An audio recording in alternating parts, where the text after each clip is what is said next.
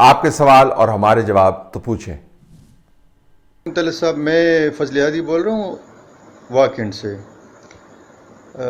मेरा सवाल ये है कि इमरान खान ने एक दफ़ा अपने जलसे में, बल्कि कई दफ़ा जलसों में कहा था, जिस वक्त 2014 की वो धरने में रोज़ाना तकरीर करता था कि अगर 1000 लोग भी मेरे आए और ये कहें कि गो इमरान गो, तो अगर मुझ में गैरत हो, और ये भी कहा कि हाँ मुझ में गैरत है, तो मैं फ़ौरन चला जाऊँगा। तो और नून लीग को मेरा मशवरा ये है कि गुजरांवाला के जलसे में ये बहुत बड़ी स्क्रीन लगा दिया और ये क्लिप इमरान खान का चला दिया। तो आप इस पे ज़रा तबसरा करें कि ये स्क्रीन लगानी चाहिए और लोगों को ये बताना चाहिए कि यार ये इमरान खान का ये कि वादा है कौम से कि अगर मेरे खिलाफ इतने लोग गो इमरान गो गए तो मैं चला जाऊँगा, या वो बाकी बातों की तरह इसी तरह यू टर्न ले लेगा। देखिए, क्यों उनकी बातों के ऊपर आप उनको जो है खाम खा याद दहानी करवाते हैं। इमरान खान ने कितनी बातें की हैं। मेरा नहीं ख्याल, और ये मैं बात पहले कह चुका हूँ, मेरा नहीं ख्याल कि रीसेंट मेमोरी जो मेरी है, जो थोड़ा बहुत पढ़ के मैंने एक 25-30 साल में एक मेमोरी का रिकॉर्ड बनाया हुआ, उसमें कोई ऐसा लीडर आता है जिसके इतने बयानात गलत साबित हुए हों उसके अपने बयानात की रोशनी में। अनप्रेसिडेंटेड है, कोई ऐसा लीडर आपको नजर नहीं आता। ये बयानात जो आपको रोजाना क्लिप्स की सूरत में दिखाए जाते हैं और वो मुसलसल दिए जाते हैं, मैं वाकई ये समझता हूं कि शायद उनको खुद याद ही नहीं रहता वो क्या बात करते हैं। तो ज़ाहिर है उनको नहीं याद होगा, और वो उन्होंने किधर कोई चले जाना है। वो इतने पापड़ बेले हैं, उन्होंने इतना कुछ काम किया जाने के लिए। नहीं, वो तो बड़ी बड़ी बातों के ऊपर नहीं शर्मिंदा होते, और वो कहते हैं कि लीडर का काम है कि हार ना मानना, और वो ज़्यादा आप ना परेशान हुआ करें इसके ऊपर। याद दहानियाँ हम भी करवाते रहते हैं, ज़रूरी है रिकॉर्ड के लिए। अस्सलाम वालेकुम तलत अंकल, कैसे हैं? ठीक है।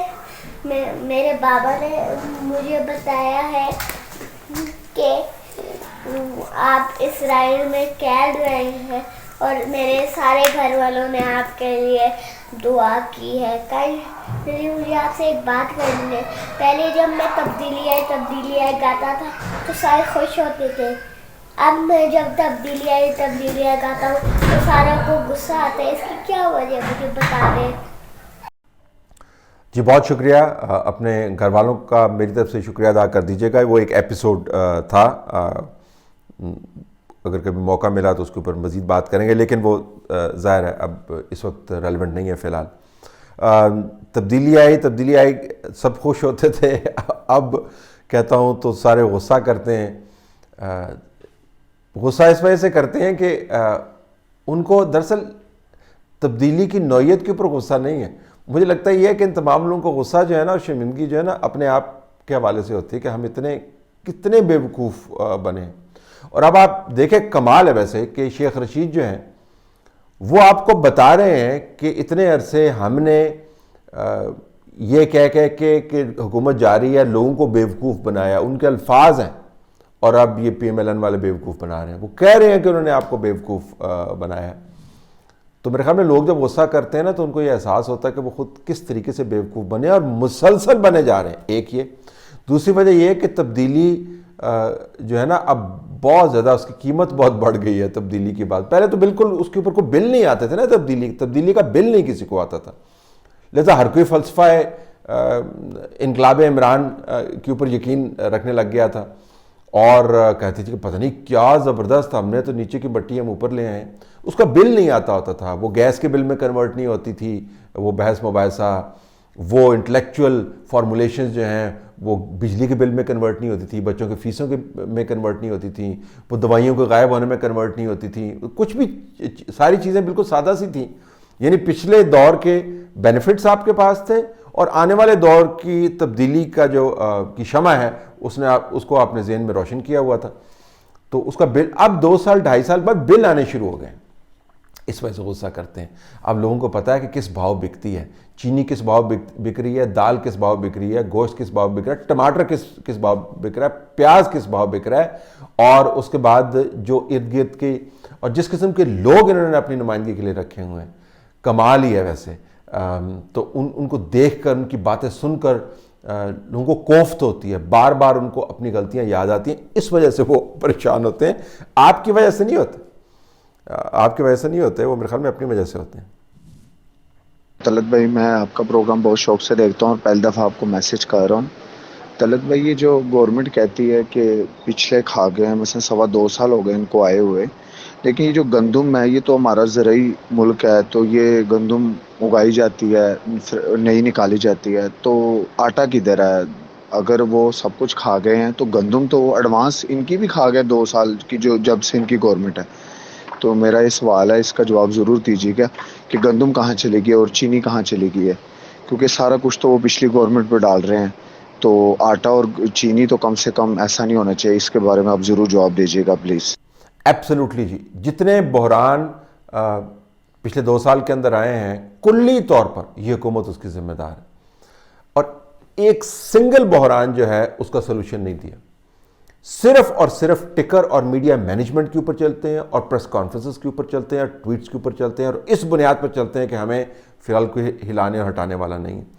जो गंदम का बहरान है, अगर आप चीनी की जो रिपोर्ट आई थी उसके साथ एक गंदम की भी रिपोर्ट आई थी, उसका इतना तज़किरा नहीं होता, वो भी आप पढ़ के देखें। उसमें आपको बताया गया था कि गंदम को बाहर से मंगवाने वाला माफिया जो वो किस तरीके से ऑपरेट करता है, और दोबारा से गंदम बाहर से मंगवा रहे हैं। उधर से कहते हैं जी कि गंदम, तो हम तो खुद कफील हो गए जी, हमारी ज़रात की क्या बात है।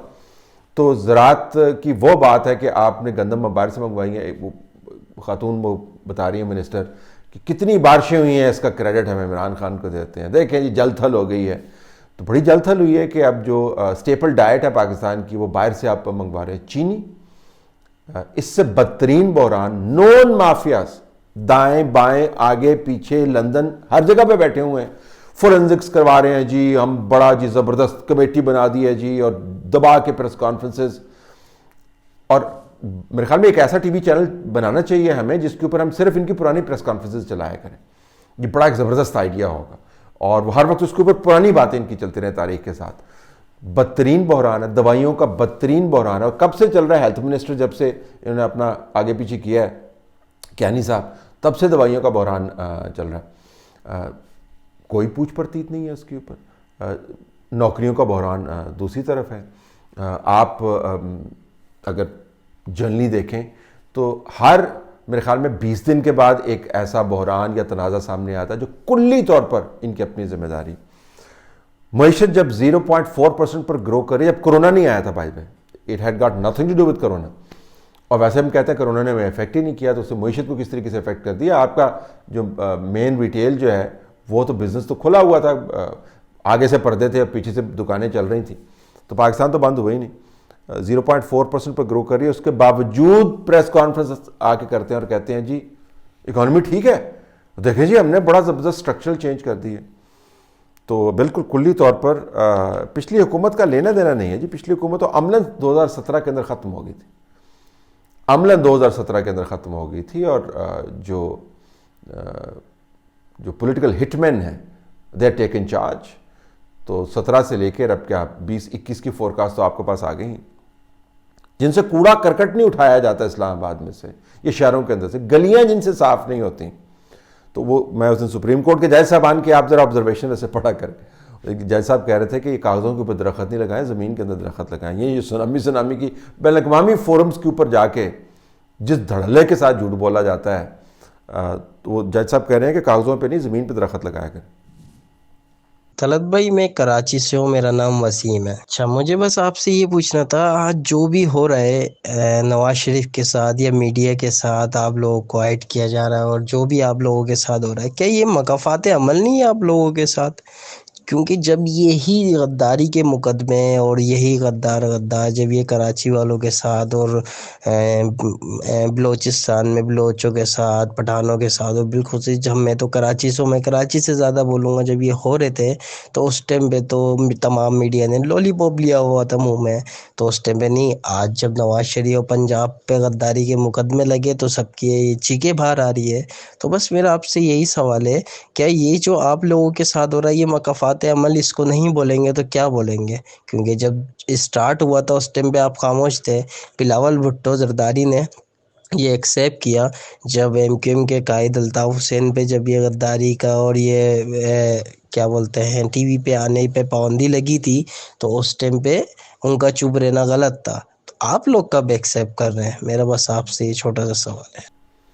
देखिए, कंपैरिजन आप ज़रा दुरुस्त करें। अल्ताफ़ हुसैन का कोई कंपैरिजन नहीं है। अल्ताफ़ हुसैन ने जो कराची वालों के साथ किया है वो कराची वाले खुद जानते हैं। आप कहते हैं आप कराची वाले, तो आपको पता नहीं है कि अल्ताफ़ हुसैन ने कराची वालों के साथ क्या किया। और बलोचों के ऊपर सबसे ज़्यादा बात जो है ना वो पंजाब के अंदर से मीडिया ने की है। ऐसा नहीं है कि बलोचों का केस जो है वो सामने रखा नहीं गया। बलोचिस्तान के अपने साफ़ी हैं, उन्होंने बलोचिस्तान के मसाइल की निशानदेही की है। मैंने इतनी जाके फील्ड रिपोर्टिंग वहाँ से की, अपनी मिसाल में नहीं देता, मेरे साथ दर्जनों और लोग हैं। केपी को जिस तरह हमने कवर किया है, आप तो सोच नहीं सकते कि केपी को कवर किस तरह किया। कभी तशरीफ़ तो लाते उस वक्त आप जब तालिबान रूल कर रहे थे, तो फिर मैं पूछता कि किस भाव बिकती है, तो आए ना, आते ना, उस वक्त बाहर निकलते। कराची के बहुत कवरेज किए, लेकिन कोई मवाजना ही नहीं है अल्ताफ़ हुसैन के साथ जो हुआ।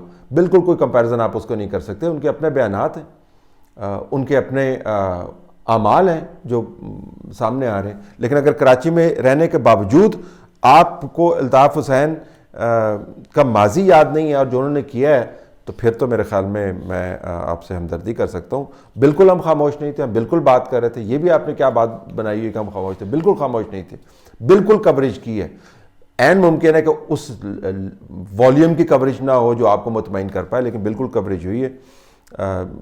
चीखें निकलने की बात नहीं, बात असूल की है। जब मैंगल साहब पर भी गलत इल्ज़ामात लगते थे तो हम ही बात किया करते थे। बुगटी साहब के ऊपर जो मुकदमात बनाए जाते थे या उनके ऊपर जो हमला हुआ और उसके बाद जो नताइज उसके निकले, उसके ऊपर हम ही ने बातें की।